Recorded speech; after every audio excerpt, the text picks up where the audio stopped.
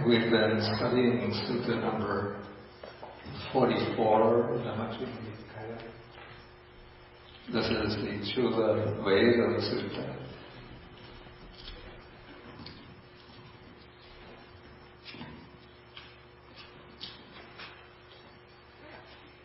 And though it's a short sutta, but the topics that it brings up are very deep and they often require a lot of explanation. So we've been going through it pretty slowly. Okay, so last time we completed the section on what's called Nirodha Samapatti, the attainment of the cessation of perception and feeling. And now we come to the section on feeling. This is on page 400, on the bottom of the page. Okay, so this section begins, this is, if you remember, it's the dialogue between the lay disciple named Visākha and the bhikkhuni, the Buddhist nun, Dhammadinnā, who had formerly been his wife when they were in lay life. Okay, so now Visākha asks Dhammadinnā a question about feelings. He asks, "Lady, how many kinds of feelings are there?" If you remember, we were speaking about Vedana, feeling. It's one of the five aggregates, one of the components of the five aggregates. And so now the dialogue is going to focus in more finely upon feeling and then take the relationship between feelings and the defilements. Okay, so he asks, how many kinds of feelings are there? And she replies that there are these three kinds of feelings which have often been stated by the Buddha. That is pleasant feeling, painful feeling, and neither painful nor pleasant feeling.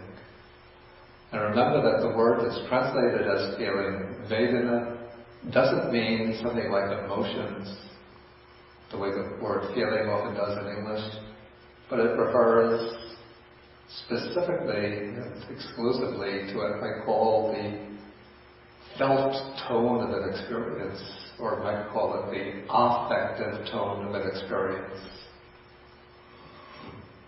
And so according to its felt tone, its experience tone, a feeling can be either pleasant or agreeable, painful or disagreeable, and then when it's neither one nor the other, it's called neither painful nor pleasant feeling. Okay, so now Visākha asks another question. He asks, what is pleasant feeling? What is painful feeling? What is neither painful nor pleasant feeling? Really, feeling is something very difficult to explain unless one feels it. You can't, it's like trying to convey the taste of the durian to somebody who's never tasted one. Or the taste, you make a face. Or the taste of maybe durian is too strange a taste of a mango fruit or a mango to a Westerner who's never had access to markets that carry Asian fruits. Or a custard apple, who knows the taste of a custard apple? Nobody, well. Yeah, it's a very delicious fruit that we have in Sri Lanka. It's big, you break it open, and it doesn't look like any fruits that are familiar to me in the West. But it has a texture, very soft texture, a little bit like custard. Yeah, and the taste is like custard also, but it's a fruit.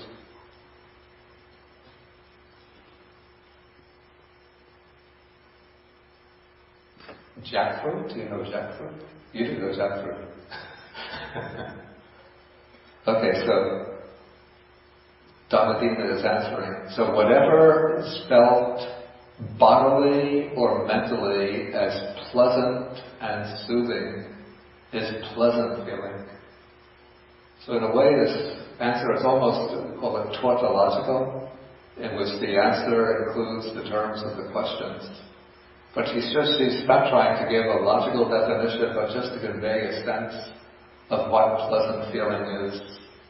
So it's whatever is felt as pleasant and soothing or pleasant and agreeable. And notice that it's being subdivided into two kinds of feelings. It can be a bodily feeling, a sensation in the body, or it can be a mental feeling. This is something that the feeling that we usually accompany an emotional state. Okay, then painful feeling, whatever is felt bodily or mentally as painful and hurting, or painful and disagreeable, is painful feeling. So again, the explanation repeats the term of the question, but again it breaks it up into two kinds, bodily and mental feeling. Okay, and then whatever is felt bodily or mentally that is neither soothing nor hurting, neither pleasant or painful, that is neither painful nor pleasant feeling.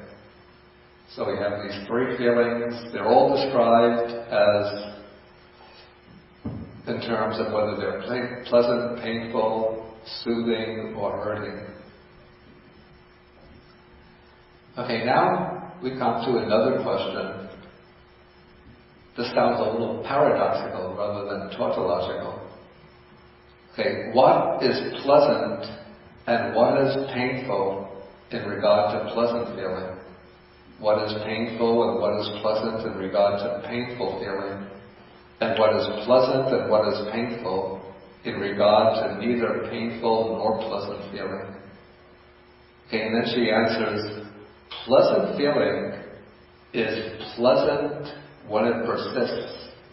As long as the pleasant feeling endures, then we experience it as pleasant. But the pleasant feeling becomes painful when it changes. In a way, actually speaking strictly, the pleasant feeling doesn't turn into pain. A pleasant feeling is always pleasant, a painful feeling is always painful. But what happens when a pleasant feeling comes to an end, then we experience unhappiness or sorrow or some kind of sadness. So when the pleasant feeling disappears, when we become attached to a pleasant feeling, we want it to last, we're relishing it, delighting in it, and then it changes, or the conditions for that pleasant feeling change, then pain arises. Okay, then painful feeling is painful when it persists. That is, as long as it continues, the painful feeling, naturally, it's painful. But it's pleasant when it changes. So when that painful feeling disappears, it doesn't actually turn into pleasure or pleasant feeling, but the pain, the stopping of the pain gives rise to pleasure. Do we have any dentists in the room? Or anybody who's gone to a dentist in the room? And when the dentist is digging deep into a cavity with his drill, you know, when you're going about your day-to-day activities, you never notice the teeth at all. But go to the dentist on a routine visit, he discovers a cavity, he starts to drill, and while the drill is going on, the drilling, it's so painful. And then you're just hoping, any second, then boom, the drill comes to an end. And then you're back to your normal state, everyday state, but what arises in the mind? What kind of feeling when the sound of the drill stops, the pressure of the drill stops? What arises? Relief. What? Relief. Relief, but in terms of feeling? Pleasant. Pleasant feeling, right?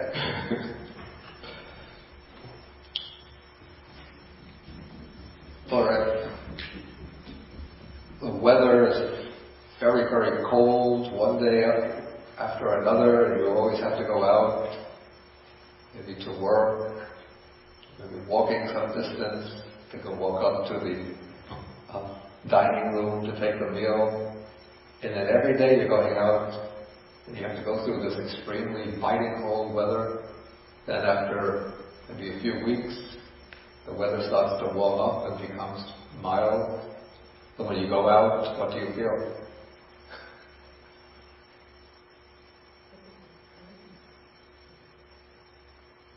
What? You step out on that first day of spring.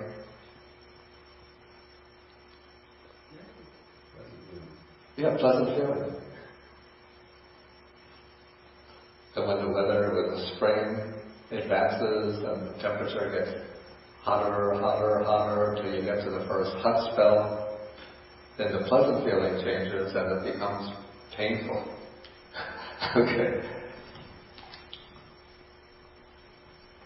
Okay, so these two are fairly easy to understand. But then comes the third one. Neither painful nor pleasant feeling is pleasant when there is knowledge of it, when it's known, and painful when there is no knowledge of it. How do you think we should understand this? It's not so clear to me. But it seems to me that boredom is excruciating if you're not aware that you're bored. Yeah. And boredom is sort of that state of in between. Nothing really exciting and pleasant is happening, but nothing really unpleasant. Yeah. But what happens if you know that you're bored? Well, I don't know. It can get interesting. It can get interesting. That's a good point, actually. This happens in meditation. In fact, it's one of the ways to overcome boredom in meditation. I think very often the meditation becomes boring, especially you have to do just observing the breath in and out, or the rising and falling of the abdomen, rising, falling. And so after you're doing this day after day, and so it can get boring. Because in a way you're not aware of the boredom itself. But then what you can do if that sense of boredom comes is just put the boredom under observation and just look into the state of mind that's feeling bored and just observe what is boredom. And just keep on looking, trying to look at each moment of boredom as it's arising. And then it becomes very interesting and the boredom disappears.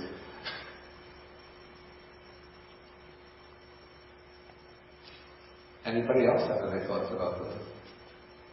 I think my steps before I did the practice is only the word of pleasure at the onset. Maybe if somebody could pass this microphone back.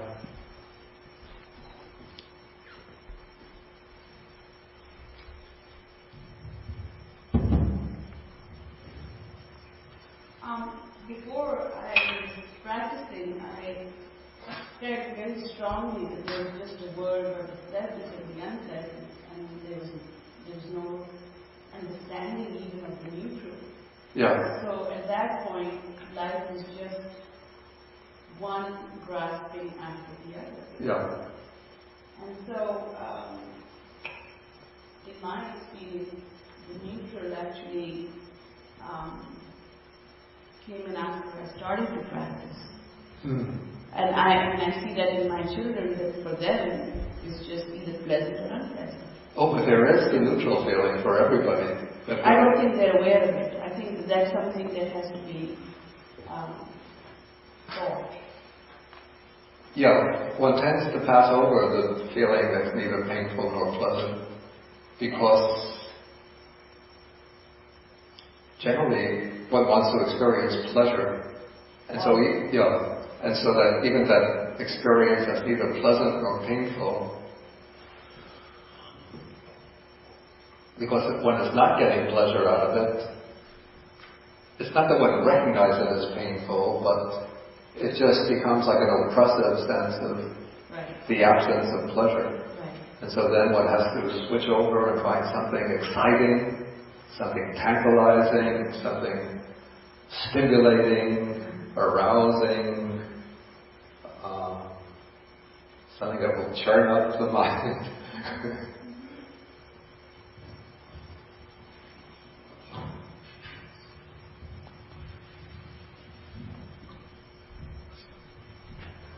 Anybody else have any ideas about this? I wonder, I think it's something like when you're on a cell phone and you're multitasking, suddenly you're not multitasking, but you need to keep on doing things, and you feel this restlessness to be stimulated by something, but you aren't, so that maybe you're in the neutral state, but want not to be in the neutral state. Yeah, I think this is another example of it, that especially prominent nowadays, maybe not so much in the Buddhist time, but we always have to keep busy, engaged, excited, involved. And if that we settle back into a moment of stillness where there's nothing exciting going on, though we can relish it, if we know how to relish that stillness, then it becomes pleasant. But if we don't, then it becomes something which is uncomfortable, one feels uncomfortable with that stillness. It has to turn away from it into something which is exciting and stimulating.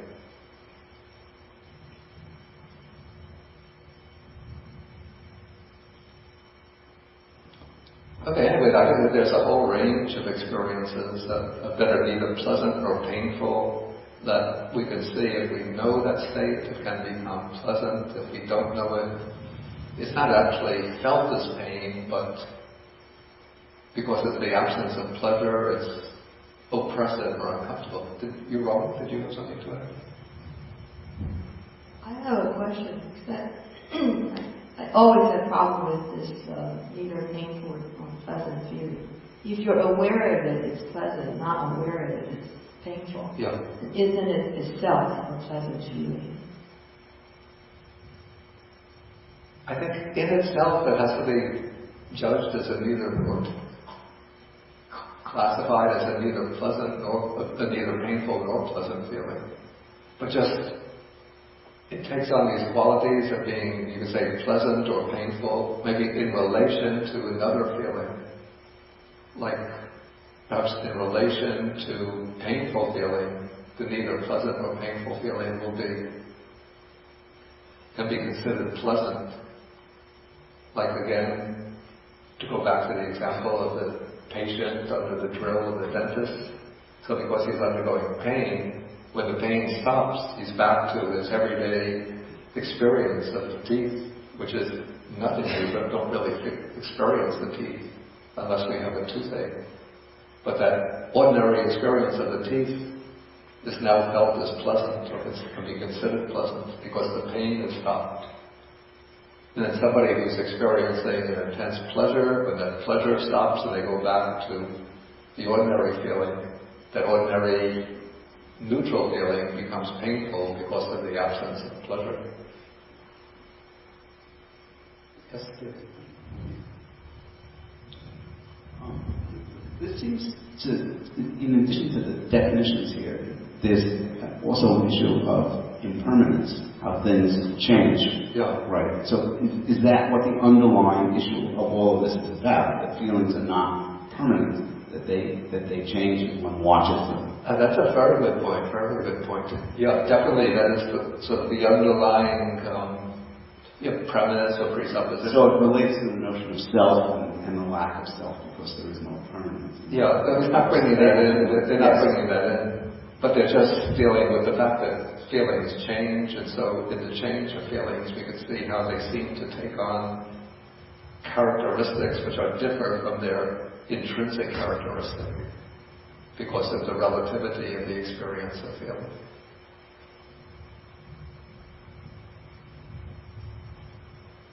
I have a question.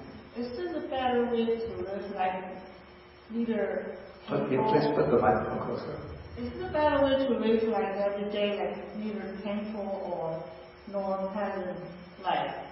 If when you feel like happiness, pleasant, how do just sort of time the pleasant? After that, probably you don't feel it. Probably. After you feel the pleasant time, yes, when the pleasant is over, then you don't feel any pleasant. Yeah. And when you have a painful feeling, after painful, you don't feel the pain. Yeah. So is it a better way to live, like neither painful or nor a pleasant life? It's a better way to live every day. Generally, we don't have control or mastery over this. Of course, pursuing certain types of pleasure, we can avoid those if they cause disturbance in the mind. We can avoid certain situations that bring pain. But we're not able just to put ourselves into a state which is neither pleasant nor painful all the time. It's inevitable, just as long as we live, that we meet with pleasant and painful feelings too. But I think we're going to come to the implications of that in the next section of the sutta. The word pleasant, the original part word is sukha or pity. So this is sukha. Sukha. And painful, this is dukkha. Yeah. If one is always considered a state of upekkha, equanimity, can one be free of either of these? Yeah, this is a good point. I'm not sure if it's dealt with later in the sutta. Okay, now the question is, if one puts oneself into a state of equanimity, does that help one deal with both pleasure and pain? Is that the question? Yeah. Now there's a distinct state which is called equanimity, upekkha, which is not the same as neither pleasant nor painful feeling. But upekkha you could call balance of mind or composure of mind. And so it's possible to develop equanimity. And when one develops equanimity, then even though one meets with pleasant feeling, one is not drawn towards it or sucked into it, or one doesn't become addicted to it. And even though one meets with painful feeling, one undergoes the pain, but it doesn't pull one down and cause one to become feeling oppressed, afflicted, overwhelmed. But one is able to look on with a balanced mind, no matter what one feels. In a sense, that is one of the aims of Buddhist mind training, is to develop that equanimity under all conditions. Equanimity in meditation is what you're talking about, but is equanimity the same as detachment? You're detaching oneself from one's feeling, becoming disconnected in a way. This is a matter of the way we use these terms. And I'd say from the use of Buddhist technical terminology, equanimity and detachment are not quite identical. There's a certain maybe affiliation between them. Let us say detachment is the ability to experience the feeling without being attached, especially without being attached to the pleasant feeling. To be able to observe it. The ability to observe is closer to equanimity. But the two are affiliated, but not quite identical. Yes, please. This reminds me of the story of the farmer and the son. Oh yeah, this is Chuang-Tzu's. Yeah, how it is what it is. Do you know this? Do you remember the story?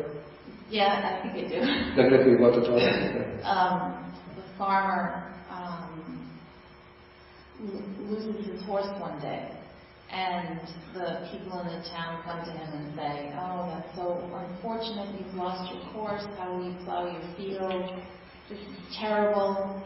And the farmer says, "I don't know if this is good or bad, all I know is that my horse is gone." And the next day, I think the horse comes back with a whole herd. herd. Yeah, he was a herd. And the townspeople say, "Oh, this is so wonderful. Now you'll be wealthy. You'll have more, work power and so forth." And the farmer says, "I don't know if this is good or bad. All I know is that many horses have come to me." And the next day, the sun goes out and he tries to break one of the stallions, and he falls off the horse and is pretty badly hurt. And the townspeople come rushing to him and say, "Oh, this is so awful. How are you going to plow? How are you going to work in this town by yourself?" And the farmer says, "I don't know if this is good or bad. All I know is that my son is hurt." And the following day, an army comes through and recruits all of the able-bodied young men, and the son, obviously can't go, and so on and so forth. So I guess the whole premise behind it is that it is what it is, and to become attached to a particular emotion and follow through with that emotion to do all sorts of things is really a waste of time. Okay, I think we should go on because I want to finish the sutta today. Okay, so now we come to the next section. This is the very important section. It's on what is called here the underlying tendencies. In Pali, this is the word anusaya.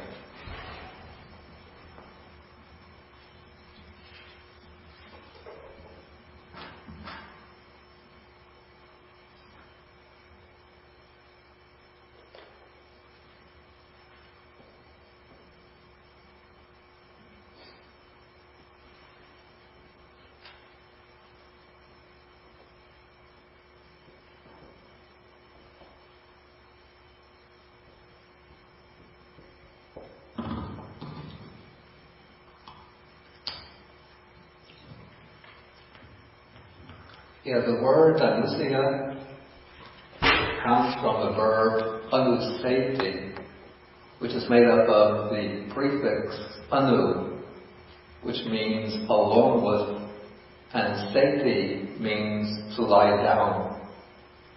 And so the anusayas are certain mental tendencies which lie down, metaphorically speaking, they lie down along with the current of the mind.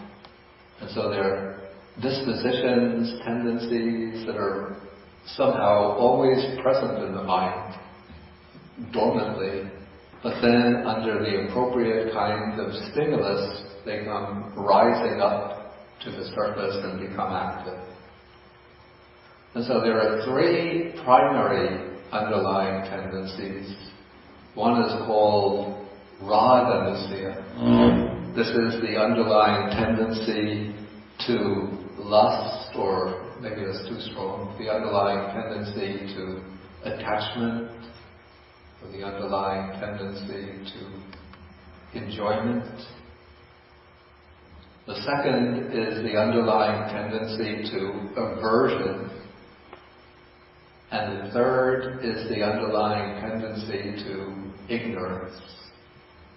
And so the underlying tendency to lust, that is the tendency to become attached to certain experiences, to cling to certain experiences, and to try to sap whatever pleasure we can out of them. The underlying tendency to aversion is the tendency to dislike, to push away, to evade certain experiences or to deny certain experiences. And then the underlying tendency to ignorance is not knowing or not understanding. And these three anusayas are seen as having a particularly close connection with certain types of feelings. And so this is what is brought up in this section of the sutta. The lay disciple Visākha asks Dhammadinnā, what underlying tendency underlies pleasant feeling? What is the underlying tendency that is connected with pleasant feeling and that springs up in response to pleasant feelings? What underlying tendency underlies painful feeling? What is it that painful feeling provokes and brings into activity? And what underlying tendency underlies neither painful nor pleasant feeling? What is that underlying tendency that comes into being when there is this neutral state of feeling? Okay, and then Dhammadinnā responds, the underlying tendency to lust or attachment underlies pleasant feeling. So pleasant feeling triggers off or arouses, provokes, activates the underlying tendency to attachment. The underlying tendency to aversion underlies painful feeling. So painful feeling triggers, provokes, activates aversion. And then the underlying tendency to ignorance underlies neither painful nor pleasant feeling. When neither painful nor pleasant feeling is occurring, then the general tendency is to remain in the state of this, maybe we call it a dull apathy or a dull complacency, which is a state of ignorance, not recognizing the real nature of things. Okay, but then the question comes up, which is brought up next. Does the underlying tendency to lust or attachment underlie all pleasant feeling? Does the underlying tendency to aversion underlie all painful feeling? Does the underlying tendency to ignorance underlie all neither painful nor pleasant feeling?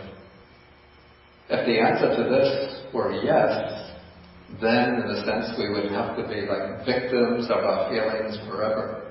Whenever we felt any kind of pleasure, automatically and spontaneously attachment would arise. We would have no choice, no control over it.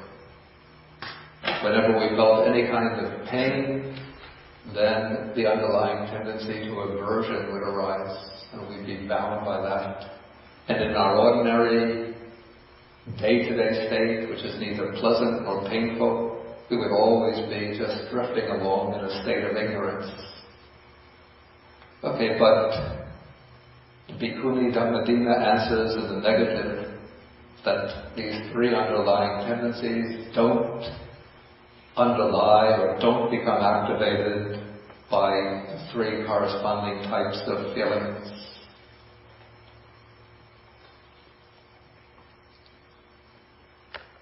Okay, then we come to question in paragraph number 27. What should be abandoned in regard to pleasant feeling?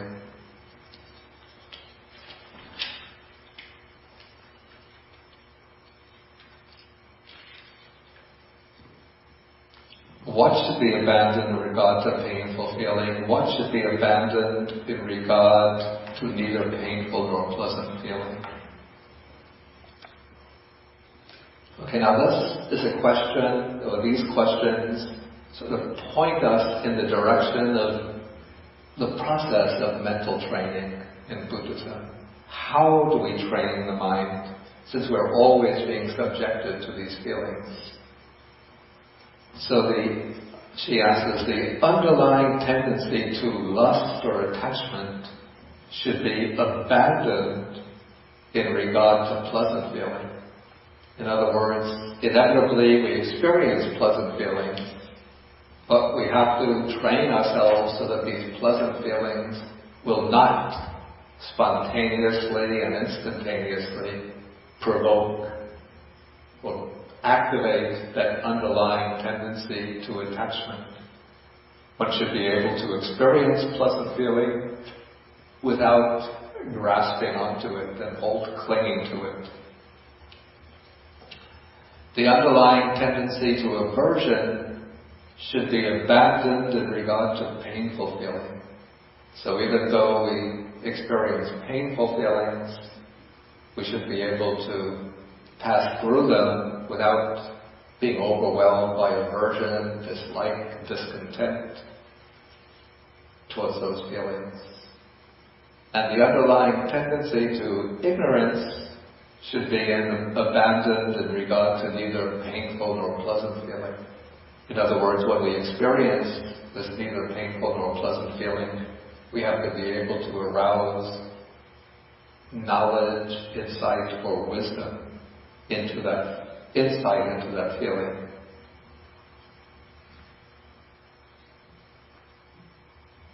Okay, so this text is saying that it's possible to abandon the three underlying tendencies in regard to the three feelings. And that is the way that one should train oneself. Okay, but now the question comes up, does the underlying tendency to lust have to be abandoned in regard to all pleasant feeling? Does the underlying tendency to aversion have to be abandoned in regard to all painful feeling? Does the underlying tendency to ignorance have to be abandoned in regard to all feeling that's neither painful nor pleasant?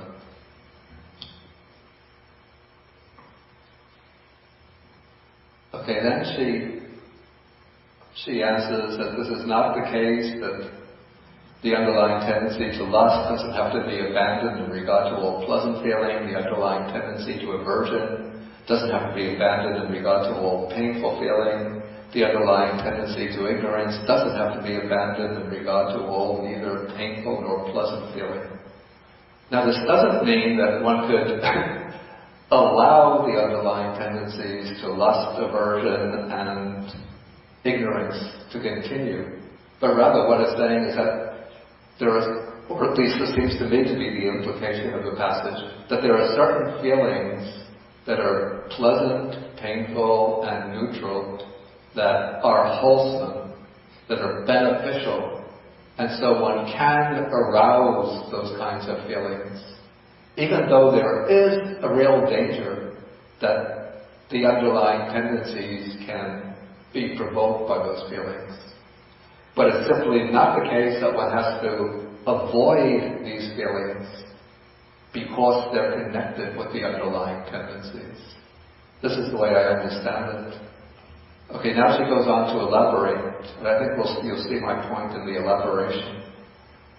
Okay, first she takes the case of here a monk who's secluded from sensual pleasures, secluded from unwholesome states of mind, enters and dwells in the first jhana, which is accompanied by applied and sustained thought with rapture and pleasure born of seclusion. Okay, now the first jhana, this is the first state of meditative absorption, or the first state of deep samadhi, where the mind becomes focused one-pointedly on the object, the attention is sustained on that object, so that all of the disturbing, distracting factors of the mind are pushed away, and the mind enters into this deep, rapturous and blissful meditative state of absorption. Okay, so this is a state of pleasure which is far superior to any of the pleasures of the senses. And so there is, in regard to this pleasure, the underlying tendency to attachment can arise in regard to that state. There is that possibility. And so some people can become attached to who attain the first jhana, can become attached to it and cling to it. So that's a real possibility. But she is saying that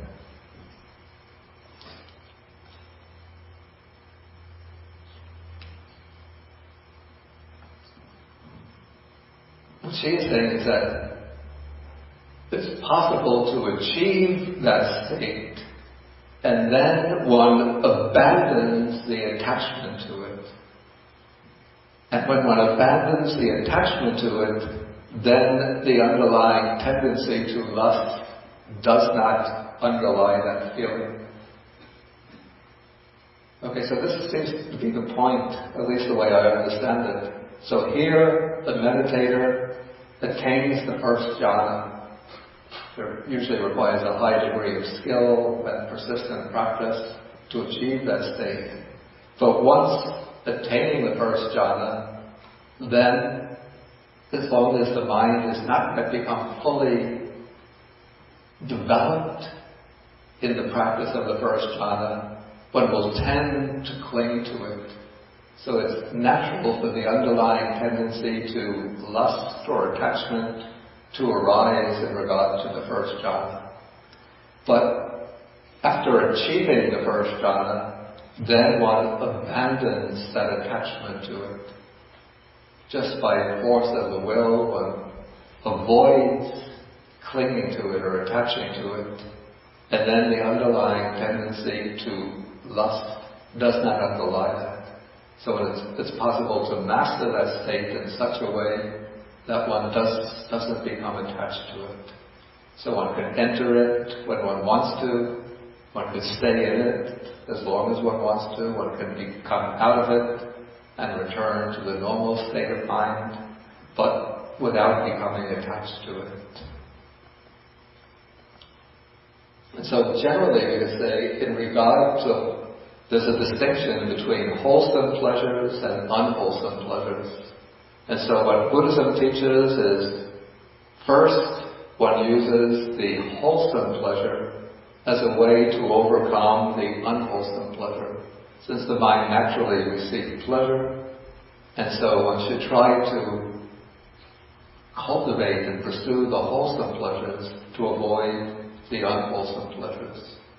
Then when one experiences the wholesome pleasure, there's a tendency to latch on to it, to cling to it, but then one has to train oneself through effort, through understanding, particularly through insight into its impermanence, that one shouldn't cling even to the wholesome pleasure, and then one gradually abandons that attachment to it.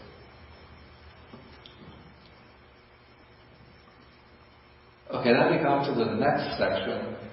Here it's regard to the painful feeling. So how does one abandon the underlying tendency to aversion in regard to painful feeling? And now the Dhammadinnā takes the case of a monk who perhaps isn't so successful in entering into these deep states of meditation. And so he thinks to himself, when shall I enter upon and abide in that base or that state that the noble ones now enter and abide in? So it's somebody who is longing to be able to enter into the higher meditative states or the states of liberation, particularly maybe the state of supreme liberation. And so he generates this longing or aspiration for it. And because of his inability at present to attain that state, then a feeling of displeasure arises, or what's called grief. So grief arises with that longing as condition. So this is what's called grief here, or a state of dejection, is a state of painful feeling. It's a state of painful feeling that arises from an aspiration for what is good and noble. Okay, and then the text says, with that, he abandons aversion, and the underlying tendency to aversion does not underlie that. Okay, so he uses this grief or this dejection as a kind of spur to his own spiritual cultivation, without becoming upset and overwhelmed by that feeling of grief or longing, but continues to cultivate and to practice patiently and persistently, and then through cultivation one reaches a point where one overcomes that tendency to aversion. This is the way I would understand it. Maybe does anybody else have any idea about this? I'm just explaining my own way of seeing this. It's not something authoritative.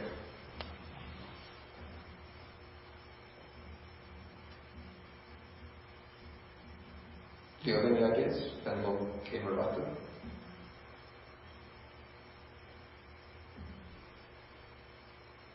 Is there a question on that? You have a question.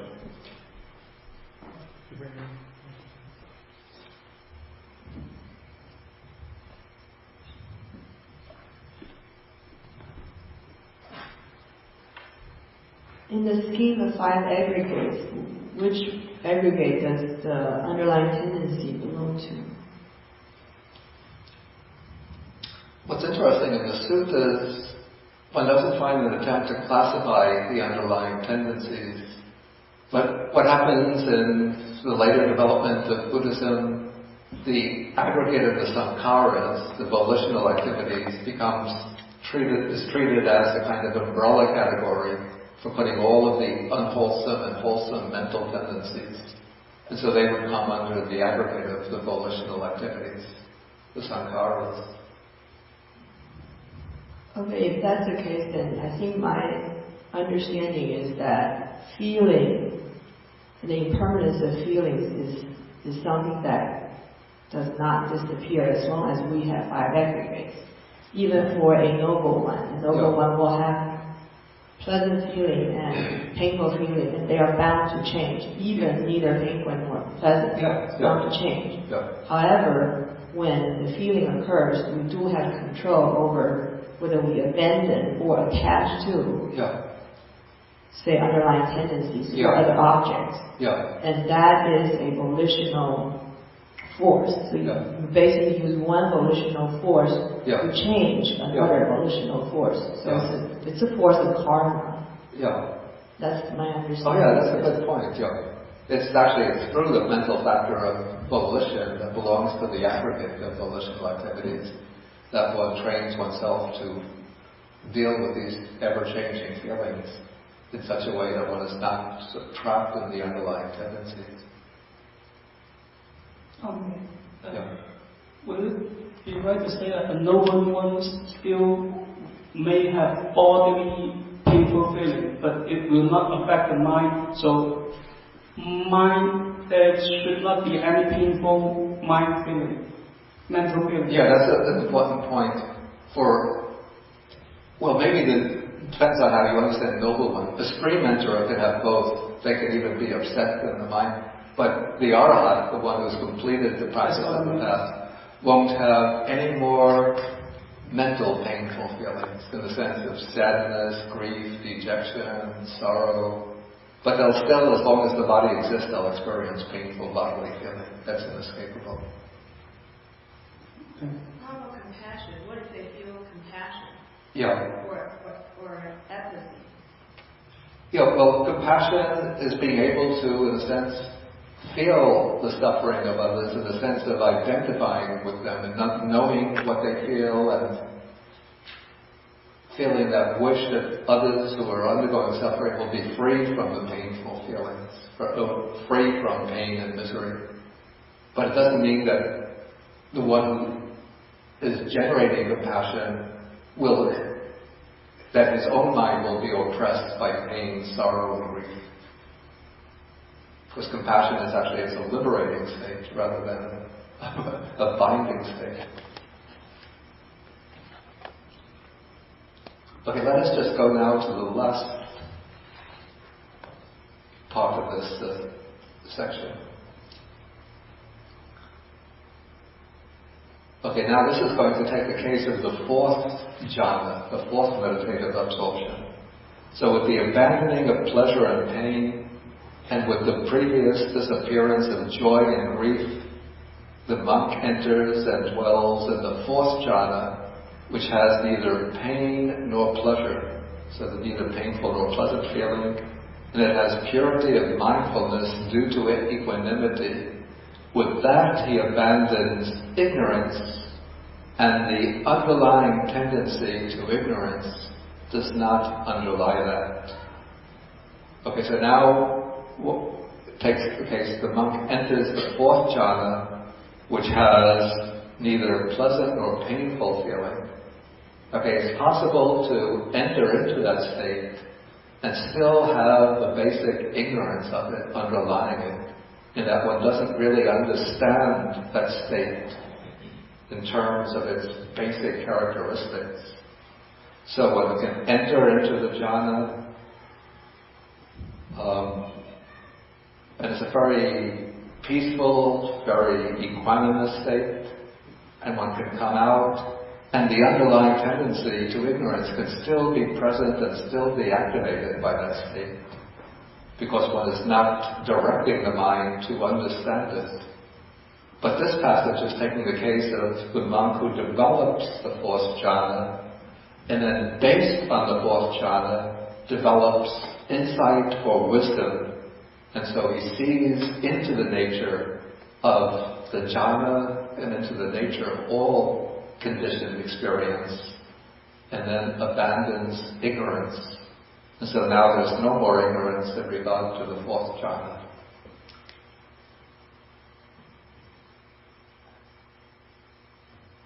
Okay, maybe this is a bit high outside of our ordinary experience, but it's just, well, explaining how ignorance is abandoned. If there's any questions here, please, let's take some. Ignorance of what? I think this would be ignorance in the sense of not knowing true characteristics of phenomena. What would be impermanence, dukkha, and non-self? Would it be like ignorance of the Four Noble Truths? Ignorance of dependent origination, of the conditioned nature of the experience, and ignorance of the Four Noble Truths.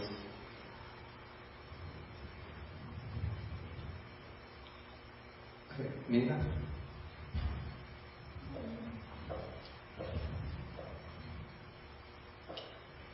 Earlier you had said that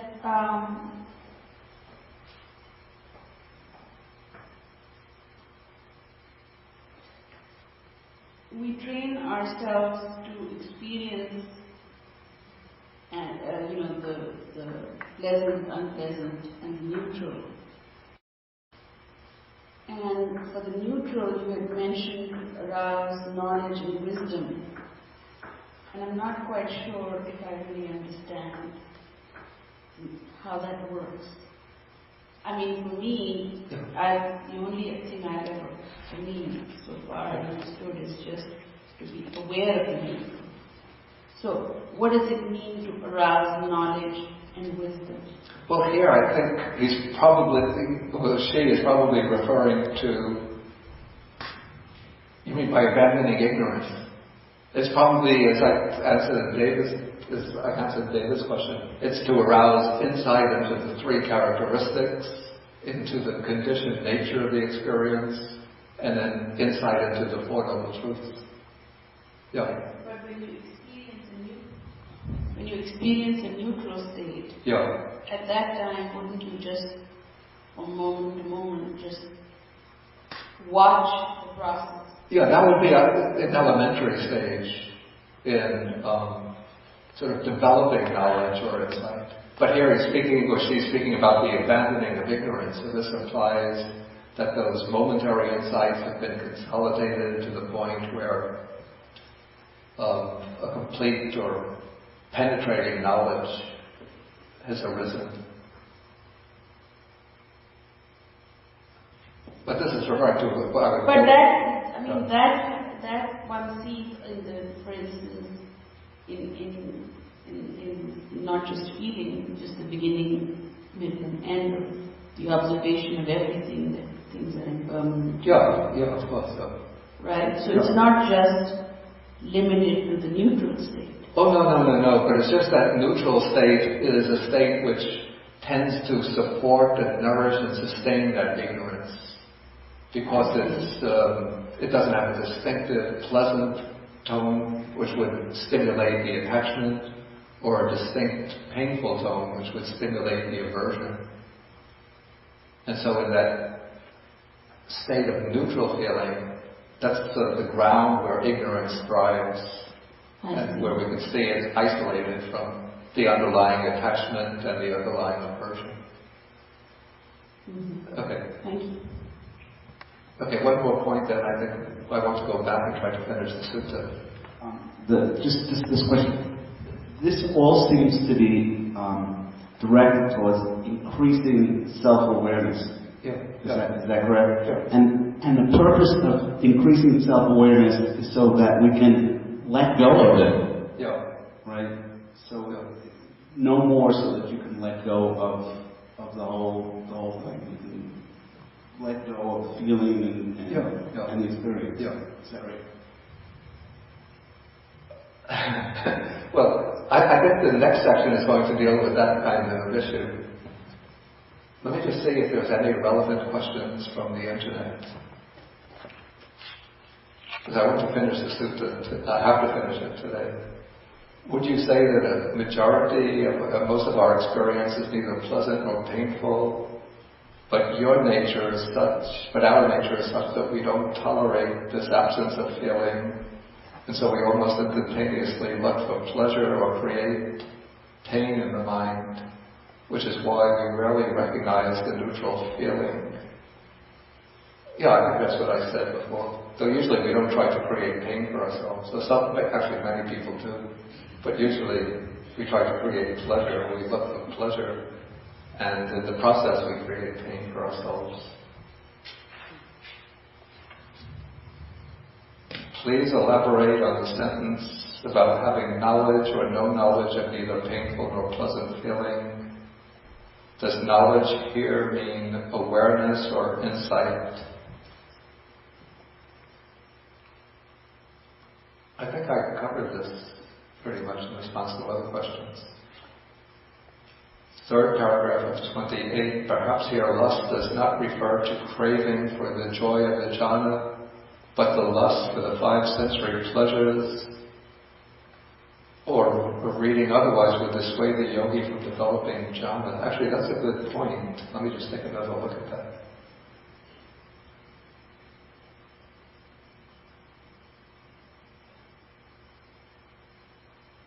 I mean, that's also a good interpretation. Yeah.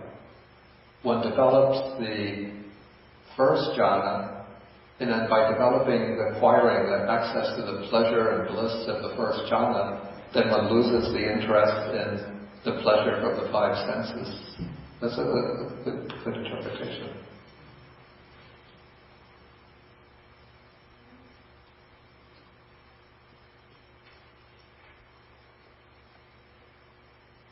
And then this is just a continuation of that question. Okay, then how does the grief from the longing for liberation help to abandon aversion? Well, what I would say is that it's the longing for liberation which is actually giving rise to grief, but it's and then that grief naturally usually brings up aversion. But in this case, because of the longing for liberation, then one makes the patient, persistent effort to develop the factors of the path. Then when one does so, then one overcomes aversion, one attains one's goal. And so then one no longer experiences that grief from not attaining it. And then one abandons that aversion that comes along with the grief. Okay, I think we have to go on so that we can take the last part of the sutta. Okay, now here is going to take another shift in the style of presentation. And this is going to be a series of questions and answers on what are called counterparts.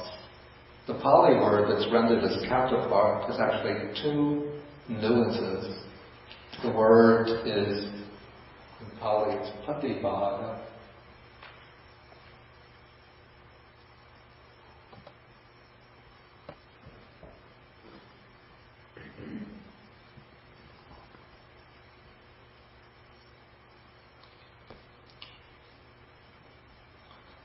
The word bhaga can mean a portion, a section, a division. And the prefix pati has 2 senses. One is a sense of opposition. So 2 things that are opposites or opposed to one another. well, opposites are opposed to one another. Two things that are opposites are called patibhaga, counterparts. But the prefix pati can also suggest going beyond in a kind of succession or sequence. Like we have patipada, the path or practice. It's taking steps that go one after another that bring one closer to the goal. And so here, counterpart are not things that are opposed to each other, but things that bring one from a lower stage to a higher stage. Okay, so both meanings will enter into this discussion. Okay, so first, Visākha asks, what is the counterpart of pleasant feeling? And Dhammadinnā says, painful feeling is the counterpart of pleasant feeling. What kind of counterpart is this of the two? Opposite. Yeah, the two things that are opposites. Then what is the counterpart of painful feeling? The counterpart of painful feeling is pleasant feeling. So again, opposition. Okay, what is the counterpart of neither painful nor pleasant feeling? Okay, here, ignorance is the counterpart of neither painful nor pleasant feeling.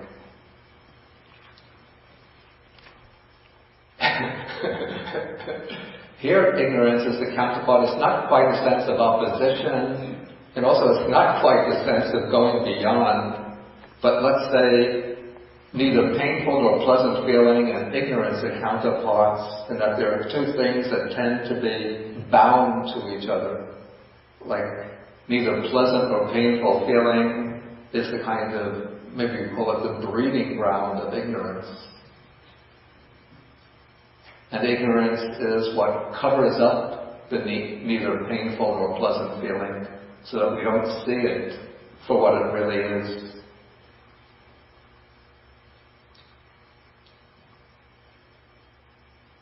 Okay, so now ignorance is introduced into the discussion, and then the question comes, what is the counterpart of ignorance? And so the counterpart of ignorance is vijja, which means true knowledge. Not intellectual knowledge, but this is experiential knowledge or true realization. So now we're back into the counterparts as opposites. Ignorance and true knowledge, true realization. Okay, now what is the counterpart of true knowledge? And then the counterpart of true knowledge is deliverance, or I prefer actually liberation. So this is the counterpart in the sense of one thing that goes beyond another. So first, like in the process of cultivation, at the peak or culmination of the practice, true knowledge arises, true realization. And then through that true realization, the mind is liberated from all of the fetters, the defilements, the unwholesome qualities. And so liberation is the counterpart of true knowledge. It's what lies on the other side of true knowledge. Okay, and then he asks, what is the counterpart of deliverance or liberation? And then she answers, Nibbana is the counterpart of liberation. Okay, this is getting pretty difficult now. The way I understand it, here liberation is referring not so much to the continued state of the liberated person, but rather to what I would call the event of liberation, to the experience of having the mind liberated from the defilements, released from the defilements, and that liberates one into the state of Nibbana, the experience of Nibbana.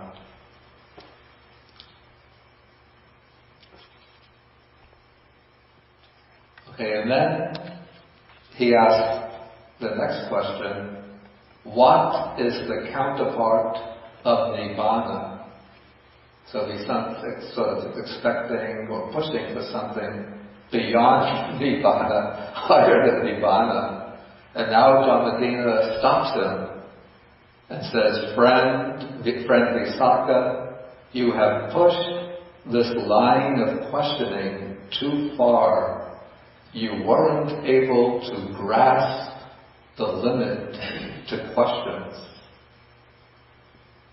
For this holy life, or this spiritual path, is grounded upon Nibbana. It culminates in Nibbana. It ends in Nibbana. Actually, that should be really the end of her answer. And so, Nibbana is the final goal of the whole spiritual path. And so, if he's asking, what is the counterpart of Nibbana, in the sense of what is there beyond Nibbana, there's really nothing beyond Nibbana. That is the final goal. Of course, she could have gotten out of this by using the counterpart as opposites, instead samsara is the opposite is the counterpart of Nibbana. But already he was going in the direction of what lies beyond. We go from true knowledge to liberation, then from liberation, what lies beyond liberation, Nibbana, then what lies beyond Nibbana, and then she says, there's nothing beyond Nibbana. You've missed the drift of your own questions. Okay, so she answers in this way, and then she says, if he's not satisfied with her answer, maybe he thinks that she has not realized something that should be realized, so she wants him to check out with the Buddha himself. So she says, if you want, friend Visākha, go to the Blessed One and ask him about this. And as he explains it to you, it's in that way that you should retain it in mind. Okay, so then the lay follower Visākha goes to the Buddha, and then he repeats his entire conversation with the bhikkhuni Dhammadinnā. So he didn't just ask this question, but he explained the whole discussion, the whole conversation. And then when he finished speaking, then the Buddha says, the bhikkhuni Dhammadinnā is wise. She has great wisdom. If you had asked me the meaning of this, I would have explained it to you in the same way that she explained it. That is the meaning, and so you should remember it. Okay, that is what the Blessed One said, and the lay follower Visākha was satisfied and delighted in the Buddha's words. Okay, any questions? What's the real counterpart of Nibbana? My question is, I think I was reading in a book by Thich Nhat Hanh this week, that is it possible that there are 4 Vedanas and other traditions? Because I think in this book he talks about feeling that it's painful and pleasant at the same time.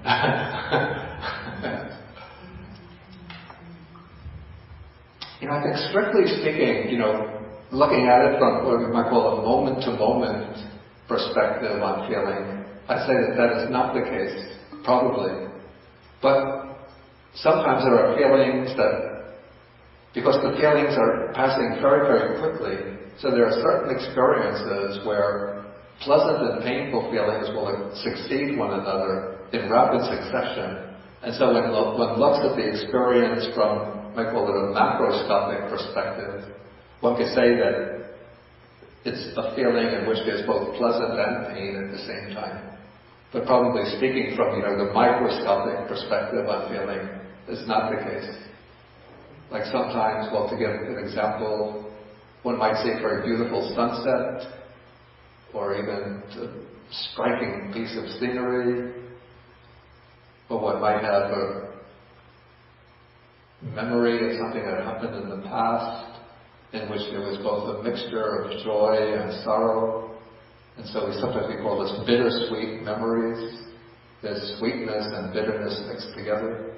And so the bittersweet experience is an experience that combines elements of pleasure and elements of pain in terms of feeling. But when we look at that in terms of actual mind moments, probably it's not the case that at the level of mind moments there's a pleasant feeling and a painful feeling exactly occurring at the same moment. Let's see.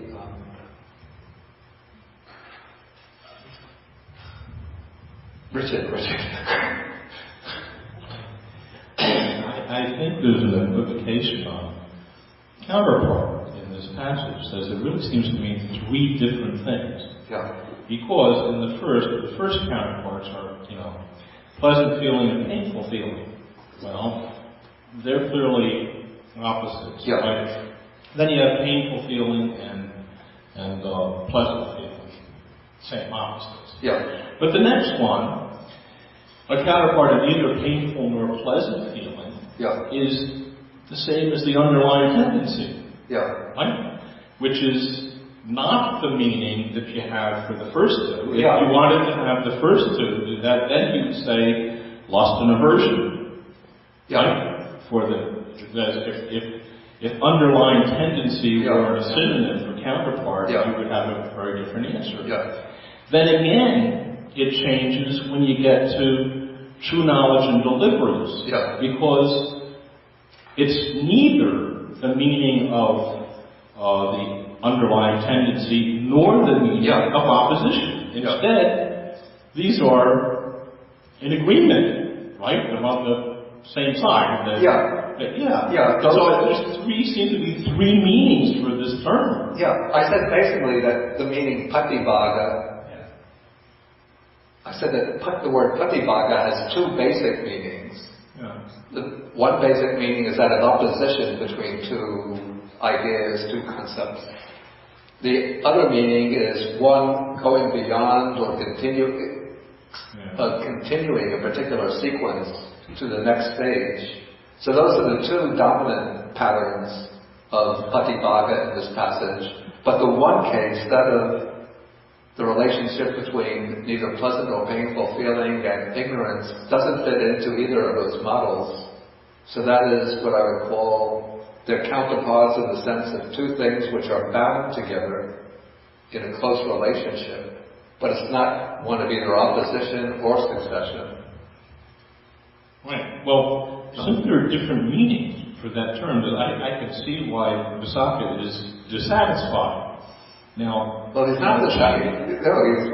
Well, she's telling. He asks his next question, and I think he's not satisfied that these things are all using the word the same way. That is that the counterparts are all really counterparts, and so I can see why he should think there should be a counterpart of Dhammadinnā, as you were saying, some sort. And so it strikes me that when he gets to that limit, that Dhammadinnā is, I think, fudging. She's assuming that he's dissatisfied, or, because he just doesn't understand what Nibbana is, right? But I think it's because she's not using the word in the same way through it. And then, she goes to the Buddha, and he confirms her interpretation. That looks to me like he thinks what's going on is that Visākha doesn't want to believe a woman. And so he's going to say, right, no, she's got it, she's enlightened and all that, and you're a real chauvinist. That's not the case, because there are similar suttas that have the similar passage where it's a famous monk who gives the answers to the questions, like Mahakachana and Ananda. And then they say, if you're not satisfied with my answer, you go to the Buddha and check it out with him. And the other monks go to the Buddha, and the Buddha praises either Kachana or Ananda, and then confirms it. In that case, then, if it's not an issue of fail shows. Yeah, that's not good. Then I think it's an issue of organizational structure. That is, he's saying, look, if you're not going to believe anybody but me, I'm not going to be able to handle this. There's too much for me to do to try to run a religion all by myself. You can't believe the people that I approve of. Forget it. Okay, maybe if there's just one more question, we could take that. Okay, there doesn't seem to be any. Then just one question from the internet left. Just a verbal question. What is the word being translated as deliverance? The Pali word is vimukti.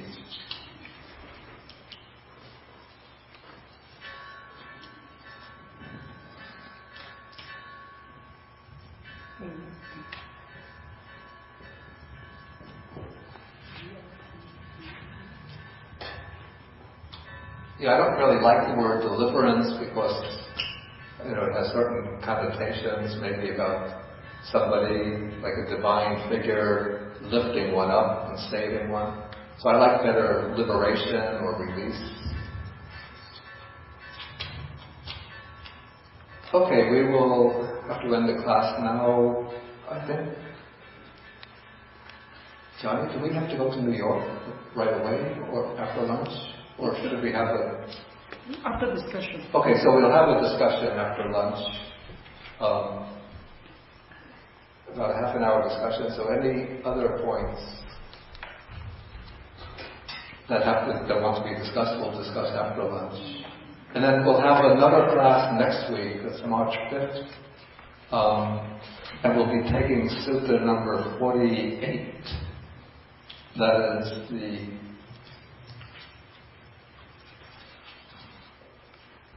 Sutta at Kosambi, the Kosambi Sutta.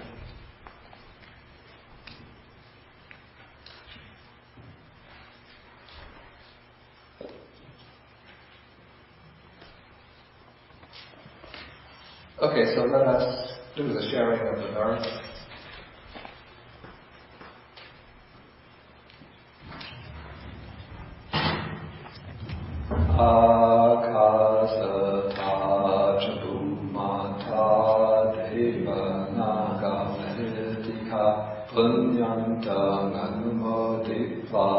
Chirang Rakantu Sasanam Akasata Chabumata Deva Naga Mahidika Punyanta Manumodipa Chirang Rakantu Desanam Akasata Chabumata Deva Naga Mahidika Punyanta Manumodipa Chirang Rakantu Mamparam Ekavatachalam Hehi Sampadam Punya Sampadam Sabbe Devanumodantu Sabba Sampati Siddhya Ekavatachalam Hehi Sampadam Punya Sampadam Sabbe Bhutanumodantu Sabba Sampati Siddhya Ekavatachalam Hehi Sampadam Punya Sampadam Sabbe Sadanumodantu Sabba Sampati Siddhya Bhavagupadaya Vichihitato Ekantare Satakayo Papanna Rupaya Rupecha Sanya Sanino Dukha Pamuchantu Pusantu Vibhutim